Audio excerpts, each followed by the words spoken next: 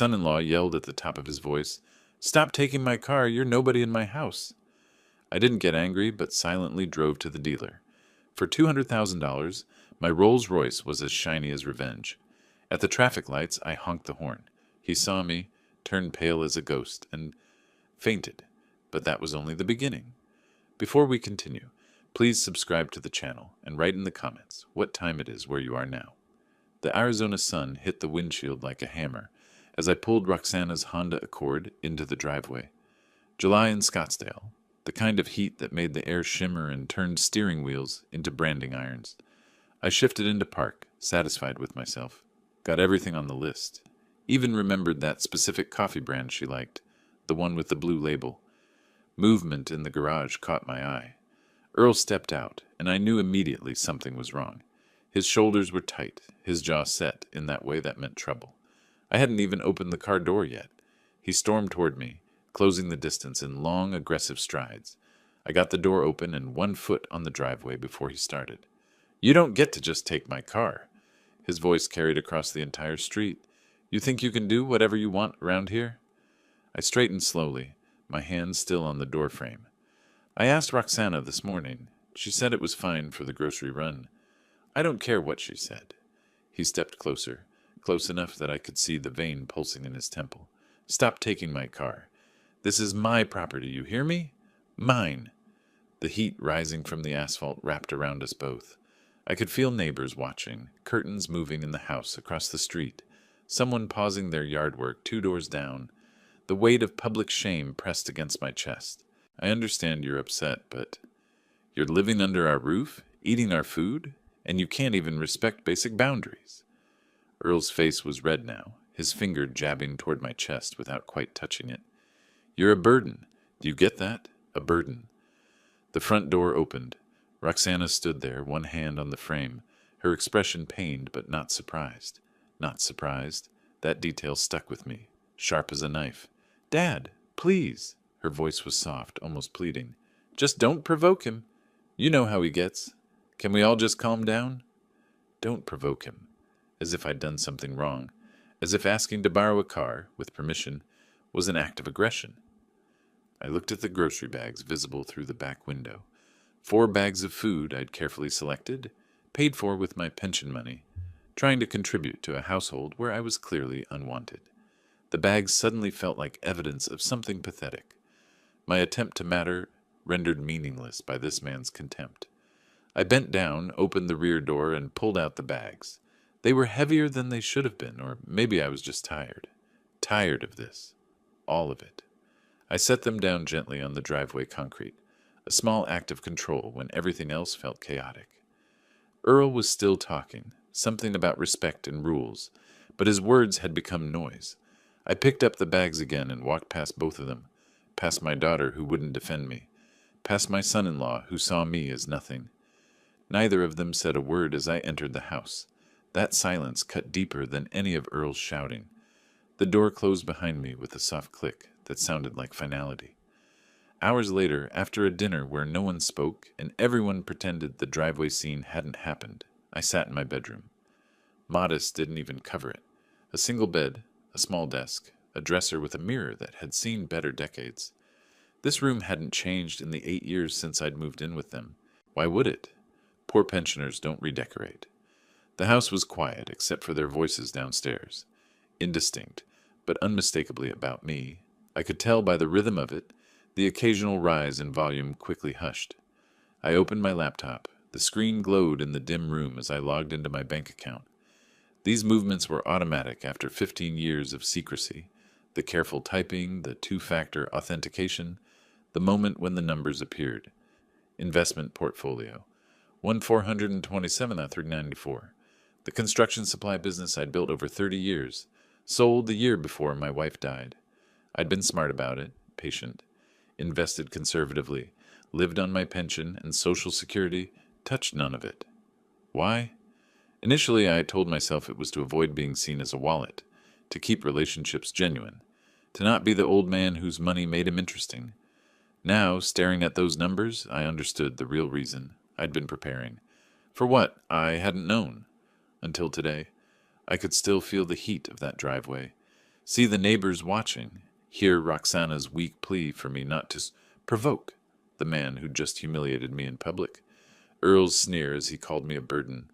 They thought I was nothing, less than nothing, an obligation, a dependent, a fixture they tolerated. I closed the laptop slowly, my hand steady on the lid. Something had shifted in the space between the driveway and this moment. Not anger. Anger was too hot, too reactive. This was colder, clearer.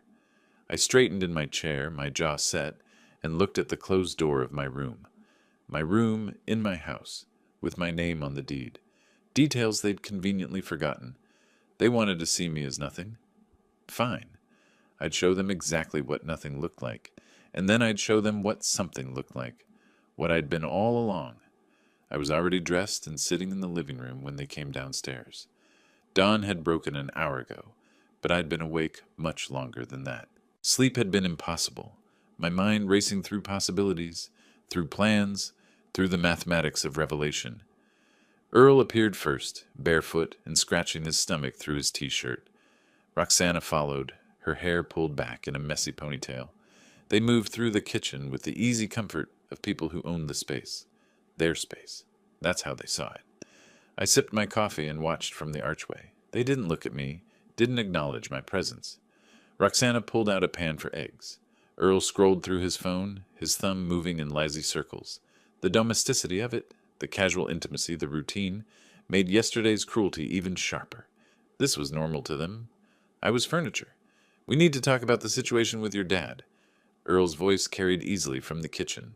He wasn't whispering, wasn't even trying to be discreet. Roxana cracked an egg against the pan's edge. Oh, I know. It's awkward. Awkward? Earl set his phone down. He doesn't get it. He's living in our house now. The rules need to be clear. You're right. She stirred the eggs, her back to him. To me. He needs to understand how things work now. How things work now. As if the mechanics of my existence had fundamentally changed, and I'd somehow missed the memo. I stood, my coffee cup steady in my hand, and walked into the kitchen. They both looked up, startled. Had they forgotten I was here? Or had they simply stopped caring? My house. I kept my voice level, factual. The deed is in my name. Reuben Watson. That hasn't changed. Earl's smirk came quick and easy. For now, sure, but let's be honest. Who's the real provider here? Who pays the bills, keeps this place running? He leaned back in his chair, arms crossed. You're just here. The implication hung in the air like smoke. They were waiting for the inheritance, waiting for me to die or become so incompetent they could take over. Either way, in their minds, this house was already theirs. I was just a temporary inconvenience. Roxana looked uncomfortable but said nothing. Her silence was louder than Earl's words. She wouldn't contradict him, wouldn't defend me. Again. I placed my coffee cup in the sink with deliberate care. I have errands to run. Errands? Earl's eyebrows rose. Where? Out. I grabbed my keys from the counter hook. I'll be back later. The confusion on their faces was almost satisfying. They'd expected anger, defensiveness, maybe another humiliating scene. Instead, I gave them calm. Control. Nothing for them to grab onto or throw back at me. I walked out through the front door, leaving them in their kitchen, in their house that wasn't theirs at all. The drive to the bank cleared my head. Morning traffic in Scottsdale was light, and my mind felt sharper than it had in years. This wasn't anger driving me. This was calculation, purpose. I'd spent 15 years playing small, and where had it gotten me? Disrespected in my own driveway, dismissed in my own kitchen. The bank's main branch sat in a plaza off Scottsdale Road, all glass and modern angles.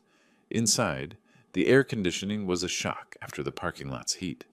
I asked for my financial advisor. Marcus Chen appeared within minutes, his handshake professional and warm. We'd worked together for over a decade, but he only knew me as the quiet, retired businessman who checked in quarterly and never made waves. Mr. Watson, good to see you. What can I help you with today? We sat in his office, door closed. I want to make a significant withdrawal. Well, a transfer, actually, for a vehicle purchase. He pulled up my account on his computer. Of course. What amount are we talking about? $420,000. His fingers paused on the keyboard, just for a second, but I caught it. Then his professional mask slipped back into place. That's quite a vehicle. May I ask what you're looking at? Something that makes a statement. He nodded slowly, typing. The transfer will take 2 to 3 business days to clear, depending on the dealership's bank. You'll need to provide wire instructions. The logistics washed over me as I signed forms, verified my identity multiple times, confirmed and reconfirmed the amount. It felt real now, not just an idea in my bedroom at midnight, but actual money in motion, resources shifting from passive to active. Walking back to my car, I felt something I hadn't experienced in years. Not happiness, that was too simple. Anticipation, the sense that I was finally doing something instead of enduring something. I sat in my old sedan, a 12-year-old Camry with a dent in the passenger door and seats that smelled faintly of age. The contrast wasn't lost on me. This car, this humble vehicle that screamed, struggling pensioner, would soon have a companion that screamed something entirely different. I gripped the steering wheel and let myself plan. Step 1. The purchase that would shatter their assumptions. They thought I was nothing. I'd arrive home in something that cost more than most people's houses. Step 2. Watch their reactions. See the shock, the confusion, the realization that they'd miscalculated badly. Step 3. That would come. I didn't have all the answers yet, but the path was clearing. This wasn't about the car, not really. It was about taking back control, about exposing what they really wanted, who they really were, about showing them that the old man they'd dismissed, humiliated, and barely tolerated had more power than they'd ever imagined. I started the engine. The Camry rumbled to life, familiar and unremarkable. In 3 days, everything would change. They thought they knew me. They didn't know anything at all. I shifted into drive and pulled out of the parking lot. My hands were steady. My mind was clear. And for the first time since that scene on the driveway, I smiled. 3 days had passed since the bank visit. 3 days of research, of comparing specifications, of imagining this exact moment. I stood in the showroom now, surrounded by vehicles that cost more than most people earned in years. The dealership occupied a corner lot in Phoenix, 30 miles from Scottsdale. Floor-to-ceiling windows let in Arizona sunlight that reflected off polished marble floors. The cars were positioned like museum pieces, each one a statement, a promise, a transformation waiting to happen. A sales consultant approached, his suit crisp despite the heat outside. "Good morning, sir. Anything specific catching your eye today?" I pointed to the vehicle I'd come for, the Ghost, midnight blue. "Excellent choice." He walked me closer, launching into details I'd already memorized from my research. The 2019 Ghost is in exceptional condition, only 22,000 miles, full service history, single owner. At $185,000, it's priced very competitively for this market. $185,000 for a car. 5 years ago, Earl had called me a burden over grocery shopping. The irony tasted sharp and satisfying. I'd like to purchase it. Today. The consultant's professional mask didn't slip, but I saw the flicker of surprise. "Wonderful. Let's discuss financing options." "No financing. Wire transfer.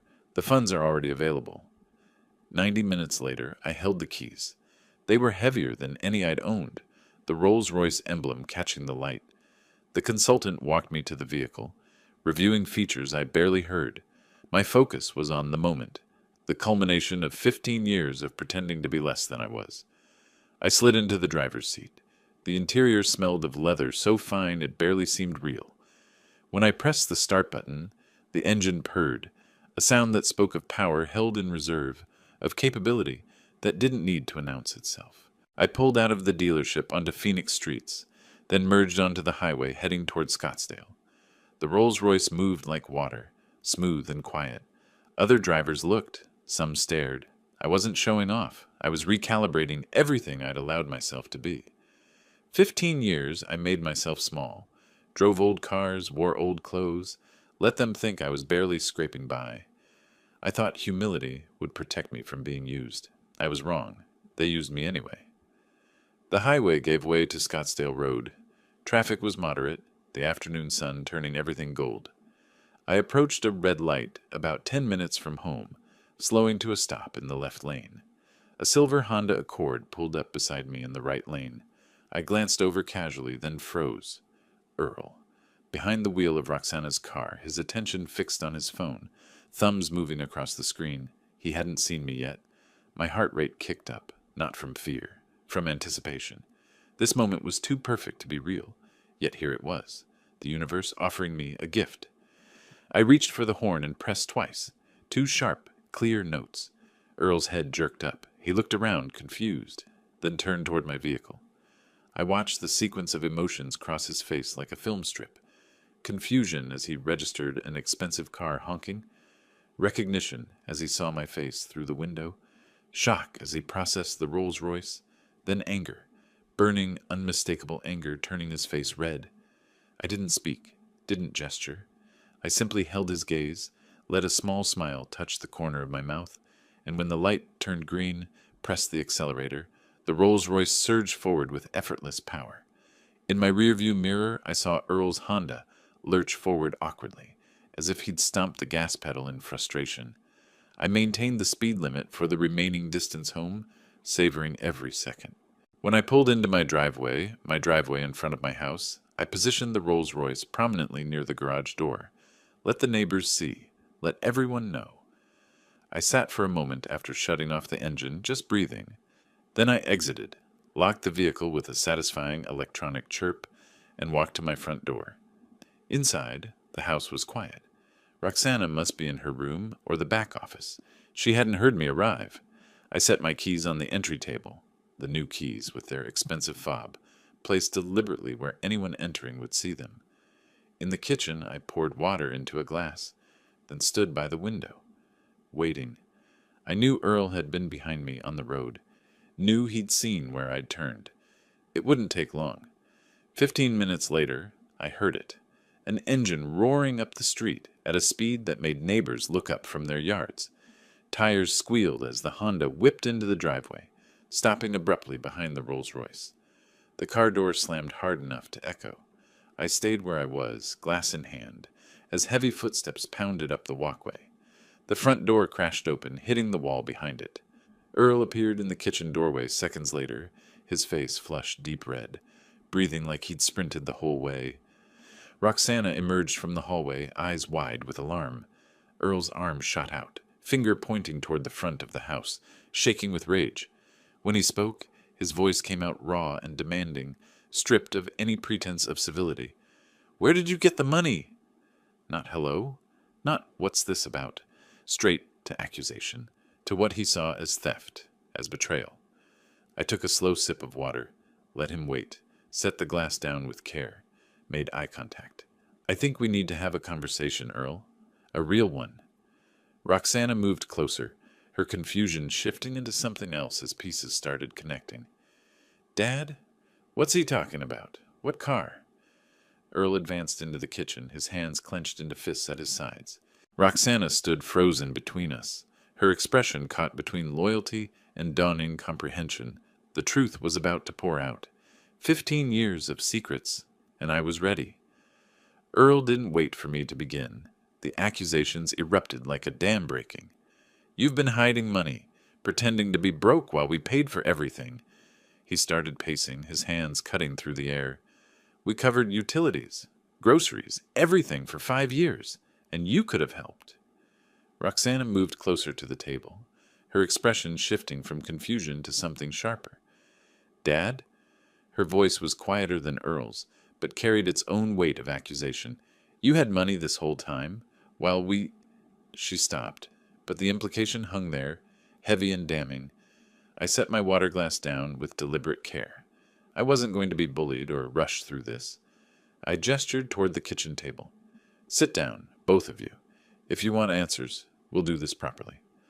Earl opened his mouth to refuse, but something in my tone, an authority I hadn't used in years, made him hesitate. Roxana sat first, her hands clasping on the table surface. Earl remained standing a moment longer, jaw working, then dropped into a chair. The power dynamic had shifted. I was no longer the meek pensioner accepting their contempt. I remained standing at the head of the table, looking down at them both. 15 years ago, I began, I sold Watson Supply Company. The construction equipment business I built over 30 years. The sale price was $2.8 million. Roxana's mouth opened slightly. Earl's eyes narrowed. After taxes and paying off remaining business debts, I had just under $2 million. I invested conservatively. Bonds, dividend stocks, some real estate holdings, lived on the returns plus my Social Security. The current portfolio value is approximately $1.4 million. Earl's face cycled through emotions fast enough to seem cartoonish. Disbelief, anger, calculation. Roxana looked stricken, torn between hurt and something else. Greed, maybe, or regret at having miscalculated so badly. I never mentioned it, I continued, because I wanted to know my family valued me, not my bank account. Valued you? Earl's voice cracked. We paid for utilities, for groceries, for 5 years, and you could have...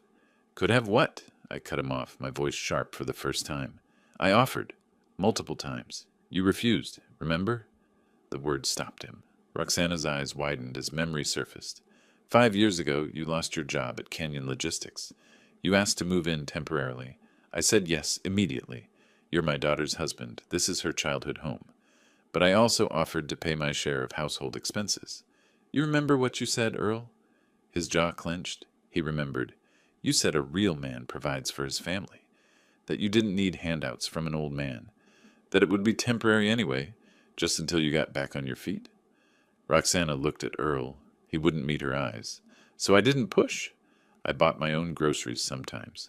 Contributed when you'd let me. But mostly I stayed quiet. Stayed small. Because you needed to feel like the provider, even though we were living in my house.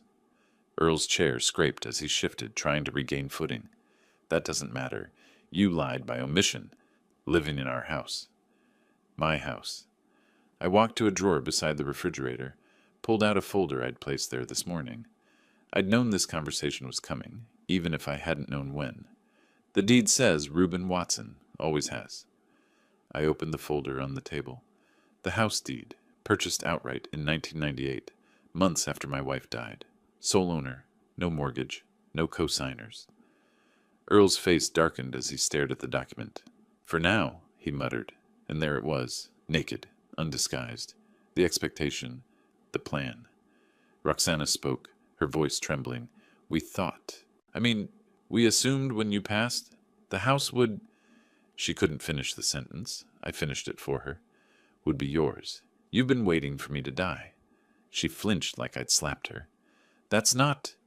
We didn't... But she couldn't deny it convincingly. Her eyes couldn't hold mine. Earl was less subtle. You're old. It's natural to plan for the future. But now we find out you've been hoarding money, living like a miser, letting us struggle. The revisionist history was stunning. They hadn't struggled.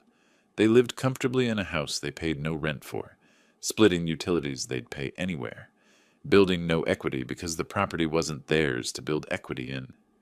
Struggle? I kept my voice level. You have good jobs. You live rent-free. You pay a third of what you'd pay for a comparable house anywhere in Scottsdale. That's not struggle. You made us look like fools. Earl stood abruptly, his chair scraping hard against the floor. Living here, judging us while you sat on millions. 1.4 million, and I never judged you.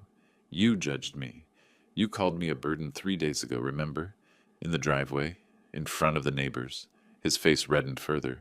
That scene clearly still burned him. This isn't over. He moved toward the doorway, then spun back. You think you can just... What? Flaunt your money?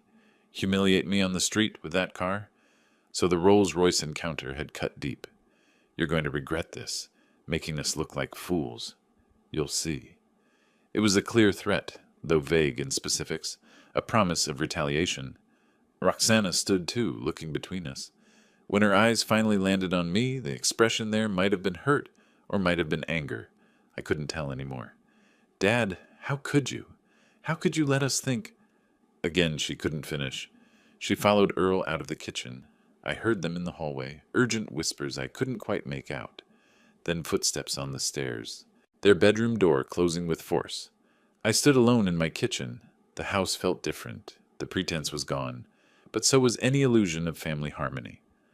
I walked to the front window and looked at the Rolls Royce gleaming in the afternoon sun. Worth it? Yes. Absolutely. I wasn't naive enough to think this was over. Earl's threat wasn't empty bluster.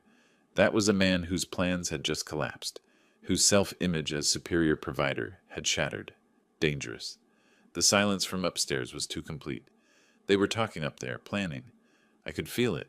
I should probably feel worried. Instead, I felt alert, focused. I'd spent 5 years being walked over, dismissed, tolerated like furniture. Now they knew I wasn't helpless, wasn't poor, wasn't dependent. What would they do with that information? I returned to the kitchen and pulled out my laptop. Time to document everything. Every word said, every threat made. I opened a new document and began typing, recording the confrontation while details were fresh, protecting myself, because the war had begun in earnest, and I intended to win it. Morning light crept through my bedroom curtains, gray and hesitant. I'd slept in fragments, an hour here, 30 minutes there, my mind circling yesterday's confrontation like a dog worrying a bone. Around 6, I gave up trying and moved to the window. My eyes landed on the driveway. Something was wrong with the Rolls Royce. The angle wasn't right. The car sat too low, listing to one side like a wounded animal. My stomach dropped. I dressed fast. Jeans, shirt, shoes without bothering with socks, and headed downstairs. The house was silent. Earl and Roxana's bedroom door remained closed. Good. I wanted to see this alone first. I unlocked the front door and stepped into the cool Arizona morning. Dew still clung to the grass. The street was empty, silent except for a distant dog barking.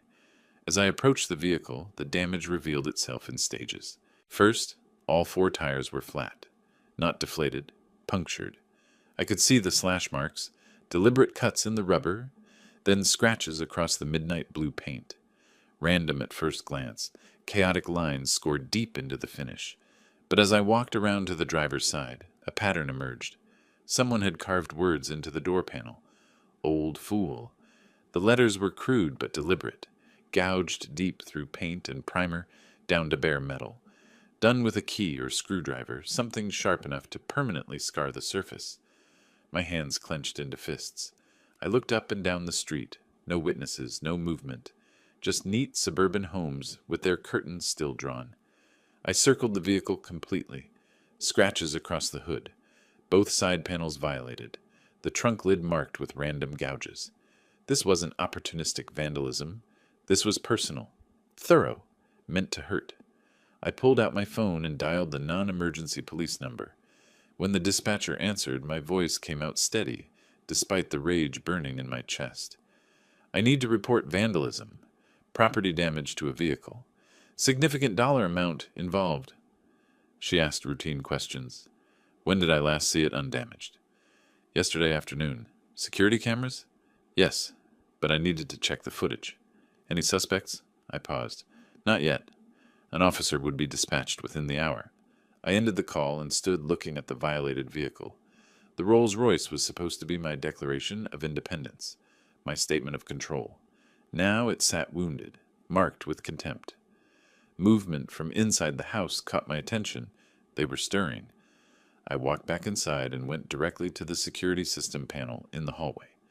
The small touchscreen showed the system active, green lights indicating all cameras functioning. I pulled up the footage interface and scrolled back to last night. The timeline jumped. From midnight to 6 a.m., nothing recorded. Just a blank gap where hours of video should have been. The system had been manually deactivated. What's going on? Earl stood at the top of the stairs, sweatpants and t-shirt, hair sticking up. His tone was carefully neutral. I looked up from the panel. The cameras were turned off last night, from midnight until 6 this morning. Did you do that? He descended slowly, one hand trailing on the banister. Oh yeah, I was cleaning the lenses yesterday evening. Forgot to reactivate the system. Why? What happened? I watched his face carefully.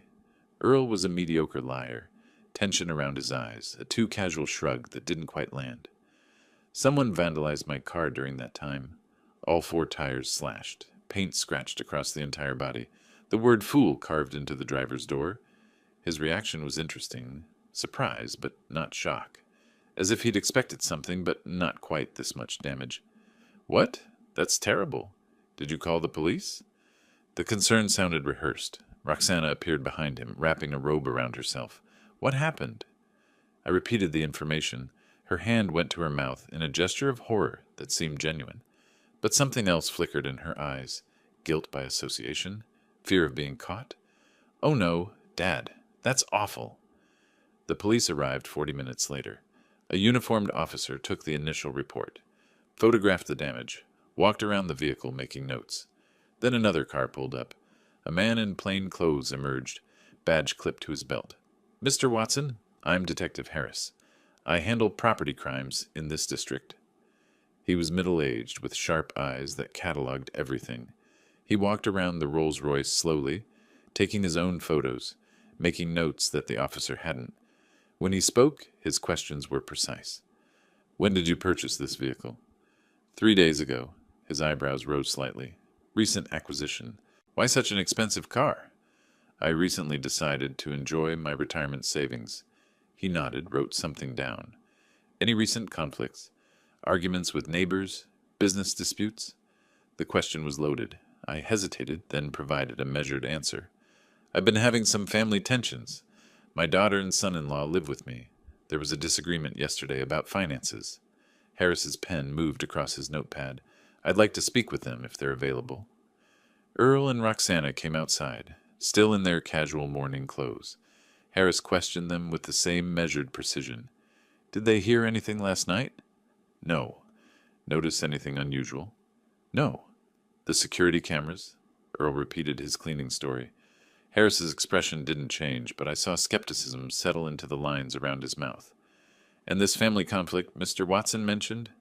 Earl minimized it. Just normal family stuff. Reuben bought an expensive car. We were surprised he had the money. That's all. Harris looked between the three of us. Convenient timing. Argument about money, then expensive car gets damaged the same night, and the security system happened to be off during those exact hours. You see why this looks suspicious. Earl stiffened. Are you accusing me of something? Because I didn't do anything. I was asleep all night. We both were. Harris shook his head. Just noting circumstances. Without video evidence or witnesses, there's not much to pursue criminally. He turned to me. The damage estimate? I'd already called my insurance company while waiting for police. The adjuster had quoted $35,000 for full repair and repainting. Harris whistled low. That's felony-level damage. If you develop any information about who might have done this, call me directly. He handed me a card. After Harris left with his report and photos, the three of us stood in the driveway. The damaged Rolls Royce sat between us like an accusation. I hope they catch whoever did this, Roxana said quietly. Earl nodded. Yeah, terrible thing. But I saw it in his eyes. Satisfaction poorly concealed. Pleasure of retaliation. Earl thought he'd won something here. Even the score. He was wrong. This just changed the rules. I looked at Harris's card, then at Earl. Yes, I hope they do too. The meaning was clear enough. Earl's smile faded slightly. Later, after the tow truck had taken the Rolls Royce to the authorized repair facility, after Earl and Roxana had retreated back inside, I sat in my room with my laptop. The police report was filed. The insurance claim was submitted. The damage was documented. None of this would bring criminal charges. Harris had been clear about that. But it was all evidence. Evidence of what, exactly, I wasn't yet certain. But I knew one thing absolutely. The boundary had been crossed. They'd moved from verbal disrespect to property destruction, from family conflict to actual crime. Earl and Roxana thought they'd made a point, punished me for yesterday's humiliation. Instead, they'd given me justification, moral clarity. I opened a new browser tab and typed Arizona tenant rights, then family eviction Arizona, then unlawful detainer Arizona. The screen glowed in the dim room. Legal statutes, procedures, requirements, timelines. My face reflected in the laptop screen, illuminated by cold light, my expression determined and hard. They wanted to play games. Fine. But we were playing by my rules now. 2 days after the vandalism, I gathered documents into a leather folder. House deed from 1998. Emails from 5 years ago discussing the temporary living arrangement. the police report from the Rolls Royce incident, bank statements showing my financial position, insurance photos of the damage, everything that proved what I knew. This was my property, my home, my life they were trying to colonize. I'd found Thomas Brennan through online research, an attorney specializing in property law and family disputes. His office was in North Scottsdale, 15 minutes from home. I'd called yesterday for an appointment, explaining briefly that I needed legal advice about removing family members from my property. The receptionist had fit me in for 10 a.m. today. I drove my old Camry. The Rolls Royce wouldn't be ready for another week. The contrast felt deliberate, a reminder of the dual lives I'd been living. Modest Reuben in his 12-year-old sedan. Wealthy Reuben who could drop $185,000 on a car without blinking. Time to reconcile those two versions into one. Brennan's office occupied the second floor of a professional building. The waiting room was tasteful. Leather chairs, desert landscape paintings, current magazines. I checked in with the receptionist, a woman in her 30s who offered coffee. I declined. 5 minutes later, she led me back to a corner office with floor-to-ceiling windows overlooking Scottsdale Road.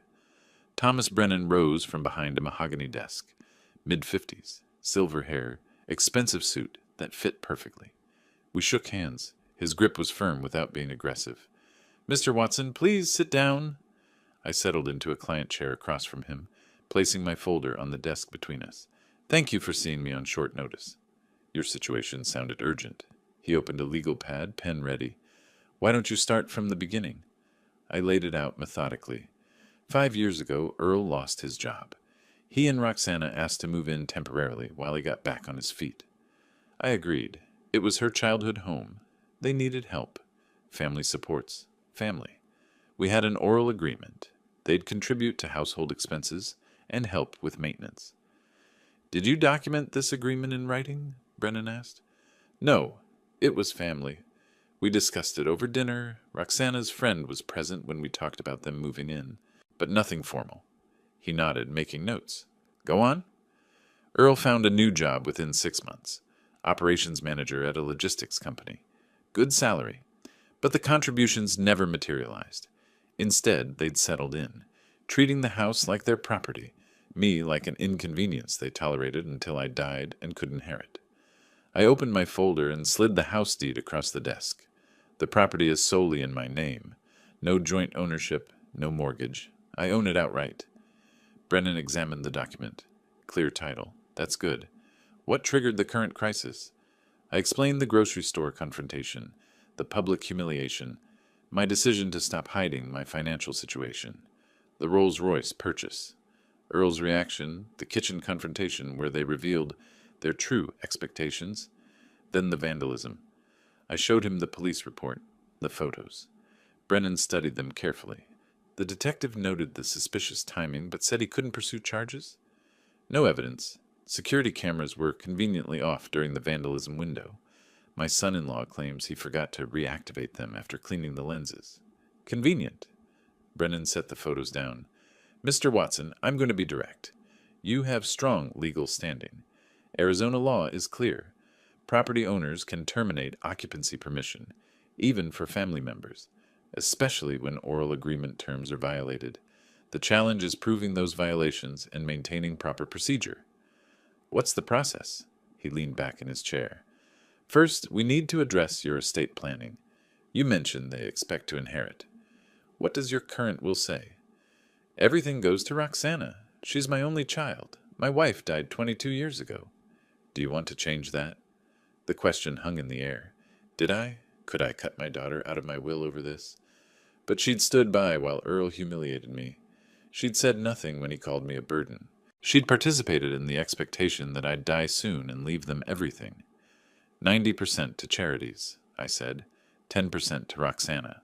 She's still my daughter, but she's made her choices. Brennan nodded approvingly. That sends a clear message while protecting against claims you weren't of sound mind. Leaving her something proves you considered her, just chose to limit the inheritance. He outlined the eviction strategy. Step 1. Formal letter to Earl and Roxana documenting the oral agreement terms and their failures. This letter would also serve as notice that I was modifying the agreement, they needed to start contributing financially or vacate within 30 days. Step 2. Execute the new will simultaneously. Step 3. Detailed documentation. He wanted me keeping a log of every hostile interaction, every failure to contribute, every concerning behavior. Photos, notes, dates, times. Build the case. Step 4. When the 30 days expired, if they hadn't left, file formal eviction proceedings. How long does the process typically take? If they fight it, 2 to 3 months from notice to final eviction order. If they leave voluntarily once they understand you're serious, could be done in 30 days. I asked about costs. He quoted fees. $5,000 for eviction proceedings. $1,500 for will preparation. I didn't hesitate. Let's proceed. We spent the next 30 minutes on details. The friend who'd been present when they discussed moving in, her name was Jennifer Kwan. She'd helped them pack. Brennan noted it for potential future testimony. I signed the retainer agreement and wrote a check for $6,500. Brennan promised the formal letter would be ready by end of week, the will draft by next Tuesday. One more thing, I said. I don't want drama. I want this done correctly, legally, so it can't be challenged later. Brennan's expression showed approval. That's exactly the right approach. Emotion loses cases. Documentation wins them. We shook hands again. I left the office carrying the empty leather folder. I'd left copies of everything with Brennan. Walking to my car in the parking structure, I felt something I hadn't experienced in weeks. Control. Not revenge exactly, but agency. The sense that I was finally acting instead of reacting. The legal machinery was beginning to turn. I sat in my car before starting the engine, taking a moment to just breathe. Then I pulled out my phone and texted the Rolls Royce repair facility about pickup timing. Their response came immediately. Ready for pickup Friday afternoon. I smiled. Everything was moving forward. By this time next week, Earl and Roxana would have the formal letter. The countdown would begin, and they'd finally understand I wasn't the helpless old man they'd mistaken me for. A week had passed since my meeting with Brennan. 7 days of careful documentation, noting every interaction in my log with timestamps and details. Earl's dismissive comments when I asked about the utility bill split. Roxana's avoidance, how she'd leave rooms when I entered. The continued absence of any household help, despite the 5-year-old promise. I was building a case, brick by brick. This afternoon I walked to the mailbox at the street, the Arizona sun pressing down like a physical weight. Bills, advertisements, a credit card offer, and a certified letter. My first thought, Brennan had sent the notice via mail instead of arranging a process server. But the return address was wrong. Marshall and Associates, Scottsdale, not Brennan's firm. I signed for it with the postal carrier, carried it inside. In my room, door closed, I opened the envelope carefully. Legal letterhead, formal language that immediately set my teeth on edge. I read it once quickly, my pulse accelerating. Then again slowly, absorbing the audacity. Earl had hired an attorney, and Earl was on the offensive. The letter claimed Earl and Roxana had provided essential care and support for an elderly resident for 5 years. It detailed supposed services, household management, meal preparation, financial oversight, companionship. The language made me sound helpless, dependent. Then came the demand. Fair compensation of $180,000, calculated at what they claimed was below market rate, for in-home care services. $180,000 for services I'd never requested and they'd never provided. But that wasn't the most concerning part. The letter continued with thinly veiled threats about my capacity to make sound financial decisions, citing the Rolls Royce purchase as potentially indicative of diminished judgment in an individual of advanced age. The implication was crystal clear. They were threatening a competency challenge, attempting to have me declared unable to manage my own affairs. The letter concluded by requesting immediate payment and suggesting mediation to avoid costly and emotionally damaging litigation. I read it a third time, looking for weakness. The language was aggressive but vague, heavy on implications, light on specifics. No actual evidence of incompetence, no medical documentation, just insinuation and bluster. Still, it was a move I hadn't fully anticipated. Earl wasn't just fighting back. He was trying to preemptively strike, to make me seem like the aggressor, the unreasonable one. Clever, in a desperate sort of way.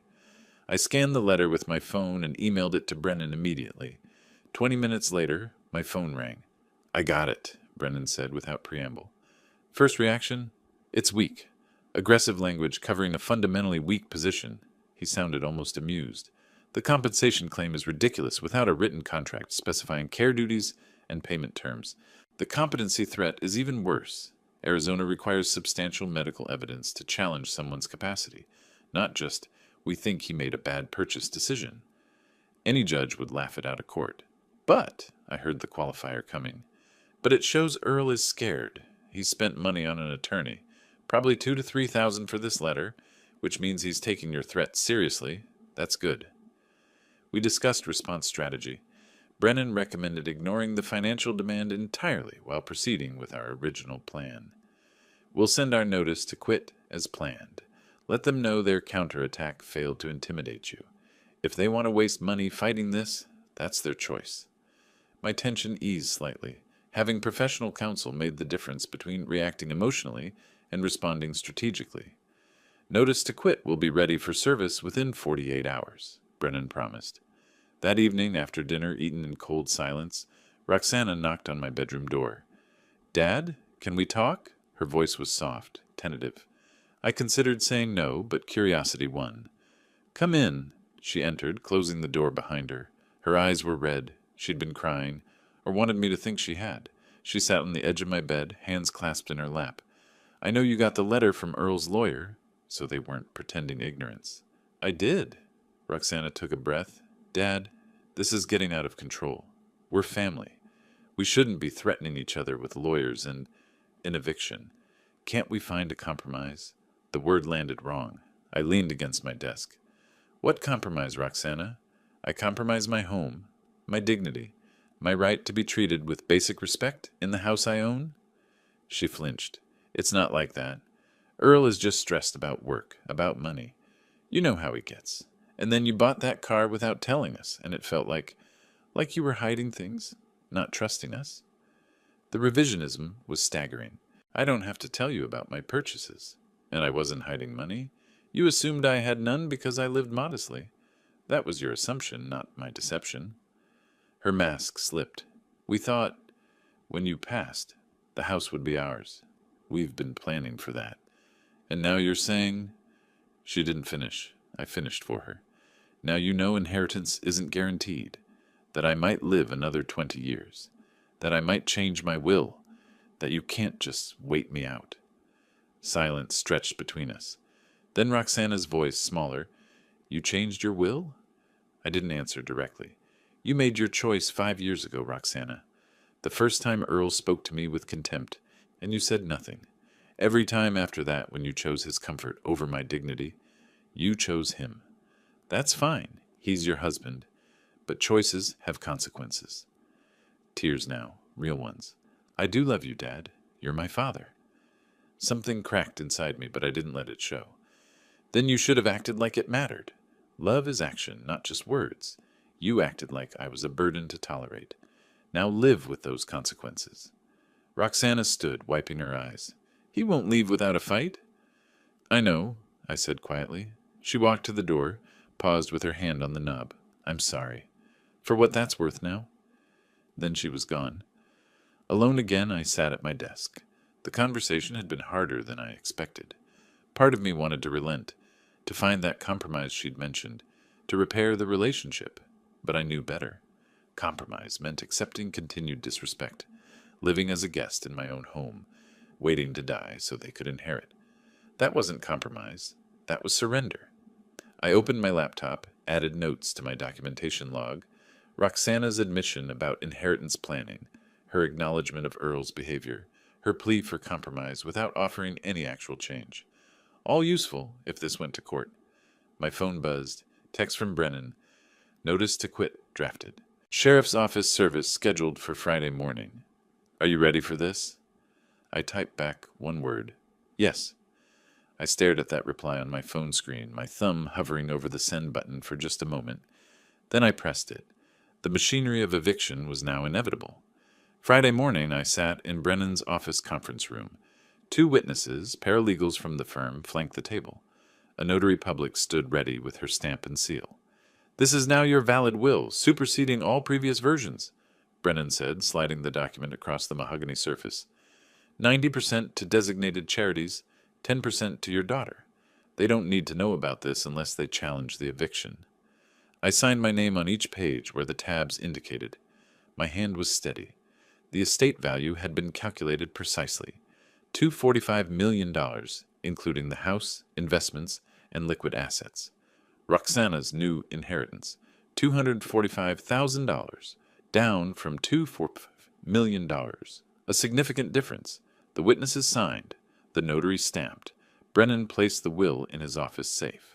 "The notice to quit service is scheduled for 1 p.m. at your residence," he said. "Sheriff's deputy will hand-deliver to any adult occupant.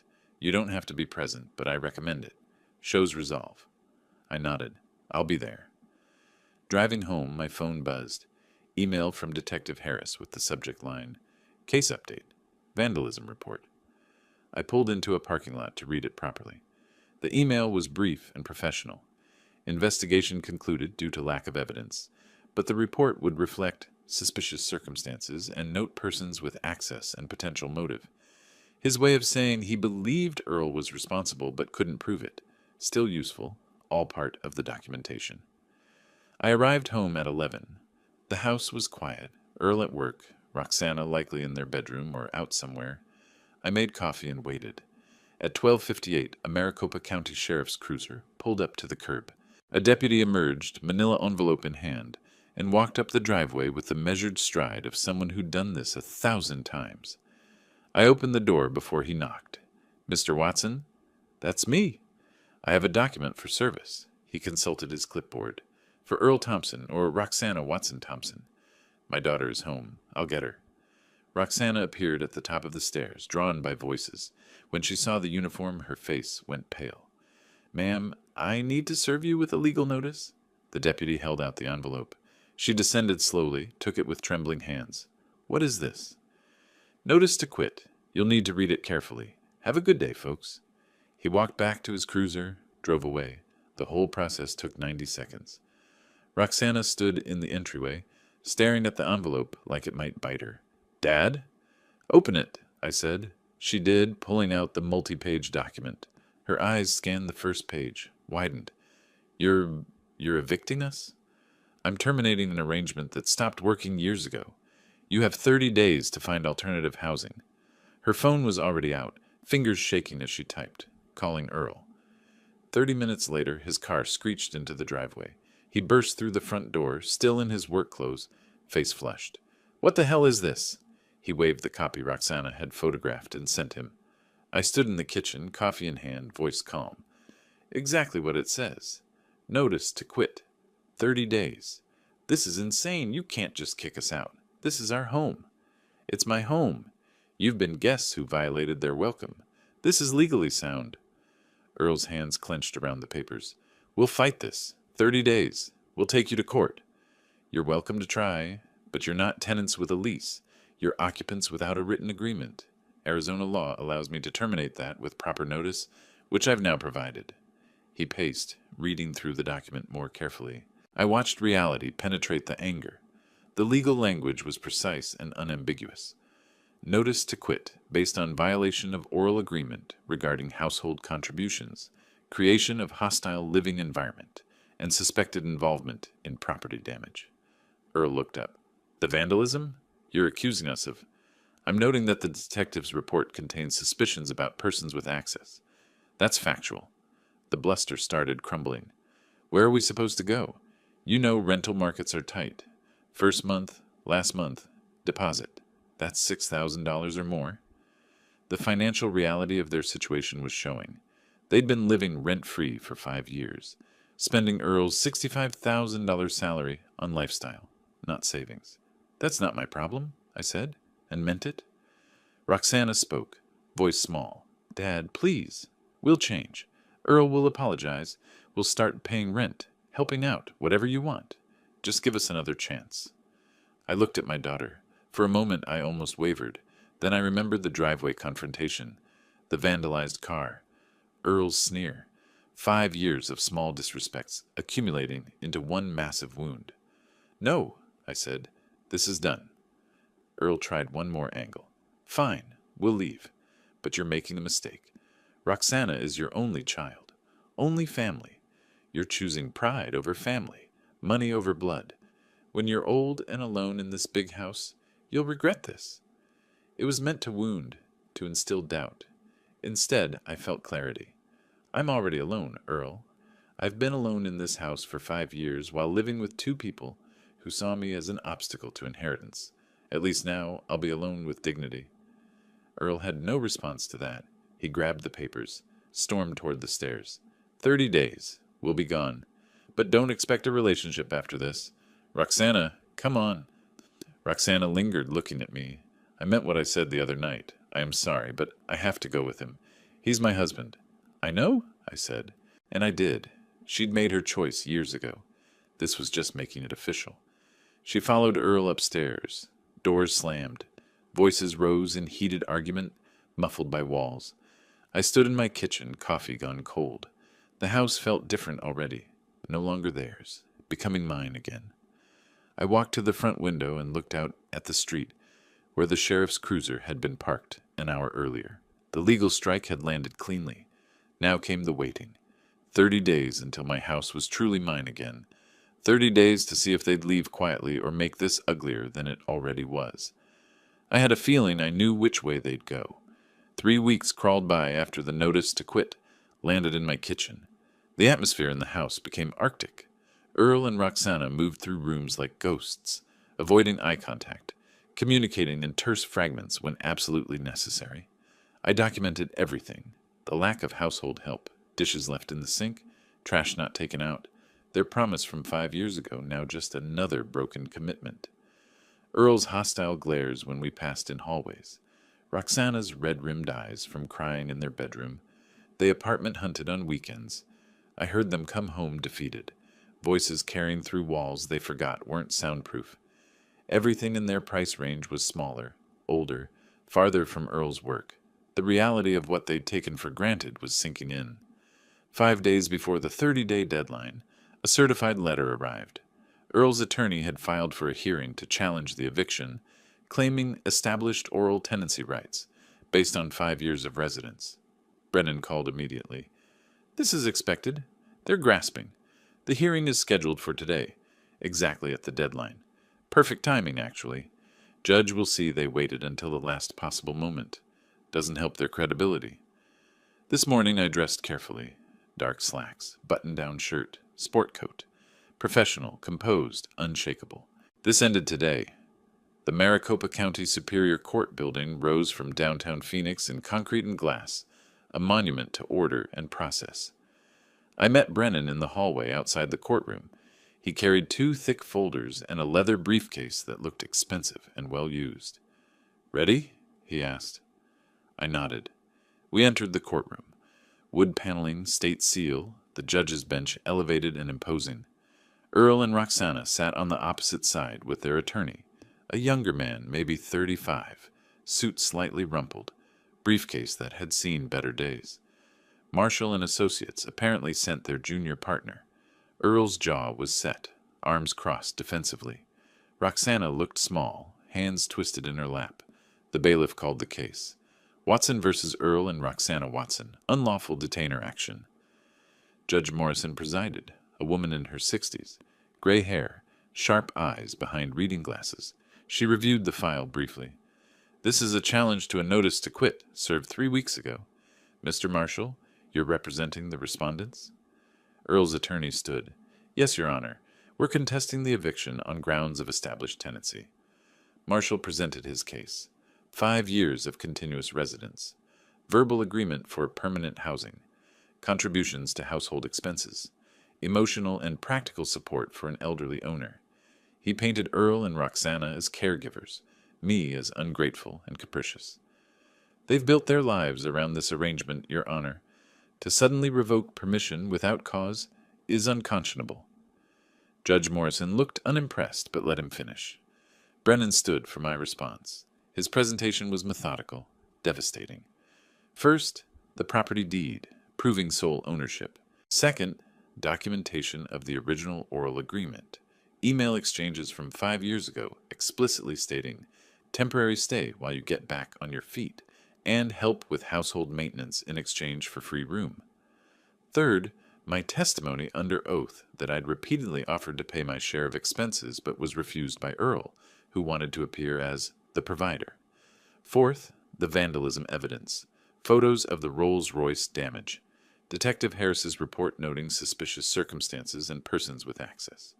The convenient security camera malfunction. Fifth, recordings of Earl's disrespectful comments.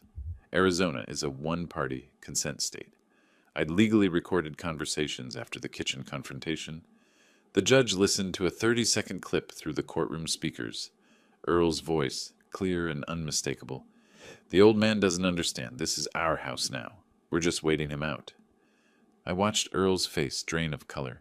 Judge Morrison had questions. She addressed Earl directly. Mr. Earl, the original agreement mentioned household help. What specific tasks did you perform? Earl stammered. Well, we lived there, helped out, general stuff. Can you be specific? Did you maintain the yard, handle repairs, clean common areas? His face reddened. Roxana did some cooking. I helped with... We were there. We were family. It was weak and he knew it. Marshall tried to salvage. Your Honor, this was a family arrangement, not a formal contract. The specifics were fluid. Judge Morrison cut him off.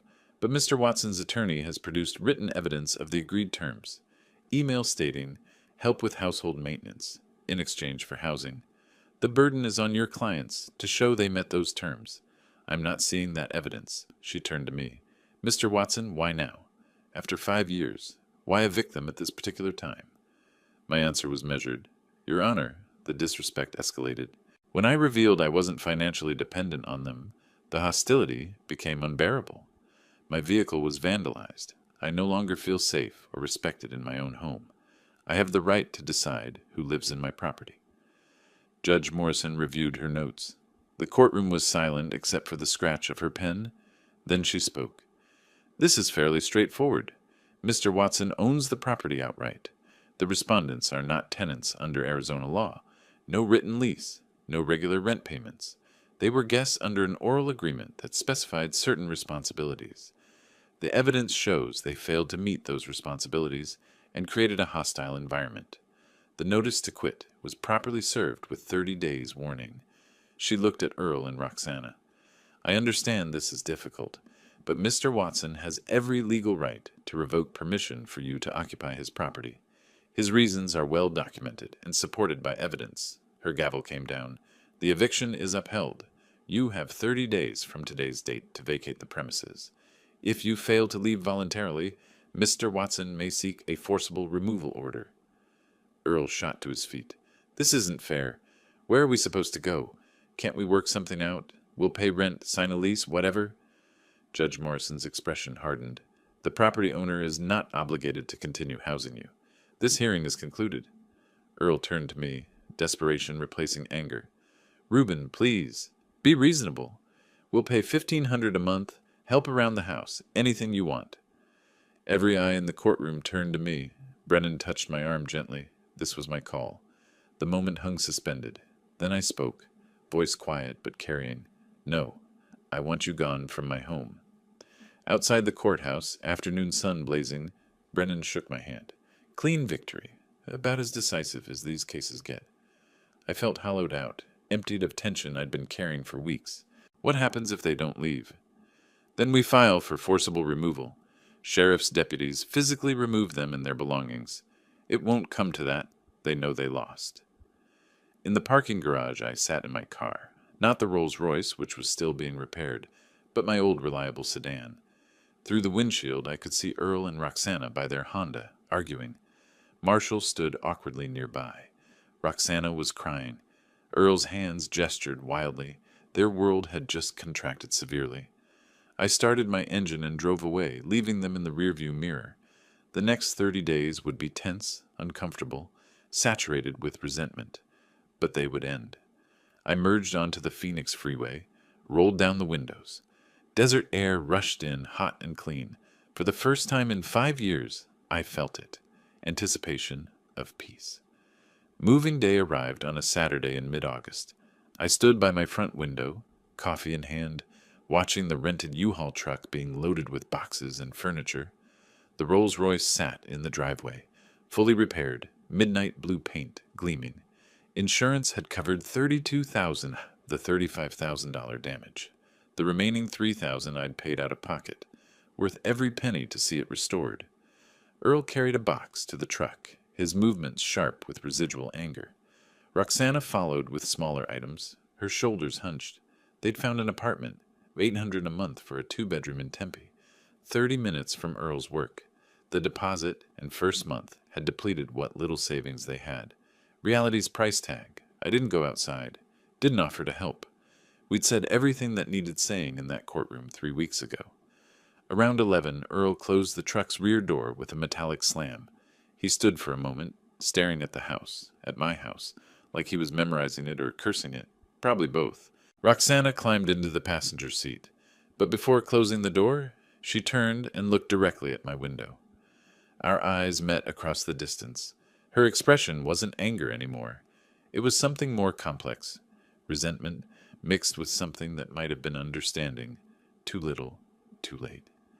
She climbed in. The truck rumbled to life. They drove away. I watched until the U-Haul disappeared around the corner. Then I set down my coffee and walked through my house. The master bedroom where they'd slept was empty now, just carpet marks where furniture had stood. I opened the windows, letting fresh air chase away 5 years of occupation. Their bathroom, vacant. The spare room they'd used for storage, cleared. The kitchen where so many tense meals had been eaten in silence. Mine again. I walked from room to room, reclaiming each space. Not with triumph, but with quiet satisfaction. This was restoration, not revenge. The next day, Sunday, I drove to Brennan's office for our final meeting. He'd asked me to come in to sign completion paperwork and settle the final accounting. His receptionist wasn't in, weekend appointment, just the two of us. Brennan met me at the door, shook my hand. Congratulations. Not many of these cases end this cleanly. You got your house back, your peace back, and you did it all legally. That's a real victory. We sat in his office. He walked me through the final documents. The judge's order, filed and recorded. The eviction completion certificate. The updated property records showing no occupants except me. Total legal fees, $8,200. I wrote the check without hesitation. Worth it? Brennan asked. Every cent. He leaned back in his chair. Are you going to stay in the house? It's a lot of space for one person. It's my space. I built that equity over 30 years of work. I'm not going anywhere. This is my home, and I'm going to enjoy every moment of it. Brennan smiled. Good answer. We shook hands one final time. As I left his office, I felt the weight of the past months lift. No more hearings, no more documentation, no more lawyers. Just life. My life on my terms. That evening, I sat on my back patio as the sun set over Scottsdale. The desert sky turned orange and purple, spectacular in its transition. I'd made coffee, the good kind, the Blue Label brand Roxana used to prefer. But this was for me now. Everything was for me. The house behind me was quiet. Not the hostile silence of recent months, but genuine peace. The kind of quiet that comes from being truly alone in your own space, answerable to no one, accepting no one's contempt. I'd reclaimed more than property. I'd reclaimed my dignity, my autonomy, my right to respect. The cost was high, a fractured relationship with my daughter, probably permanent, but the alternative would have cost something more precious. My self-respect. For 5 years, I'd accepted less than I deserved, because I thought family meant enduring disrespect. I was wrong. Family should mean mutual respect, or it means nothing. I'd spent $185,000 on a car that got vandalized and $8,200 on legal fees to evict my own daughter. Numbers that would horrify most people. But I'd have spent twice that to feel what I felt now, at peace, in control, free. The Rolls Royce sat in my garage, ready for whenever I wanted to drive it. My investment portfolio remained solid at $1.4 million. My will was updated. 90% to charities that would use it well, 10% to Roxana because despite everything, she was still my daughter. Whether she'd ever understand why this happened, whether she'd ever see that her choices led here, I didn't know. Maybe someday, maybe never. It didn't matter anymore. The sun touched the horizon and the sky blazed one final time before darkness. I finished my coffee and went inside, locking the door behind me. My door, my house, my life. Finally, completely mine. If you like this story, please like this video, subscribe to the channel, and share your impressions of this story in the comments. To listen to the next story, click on the box on the left. Thank you for watching.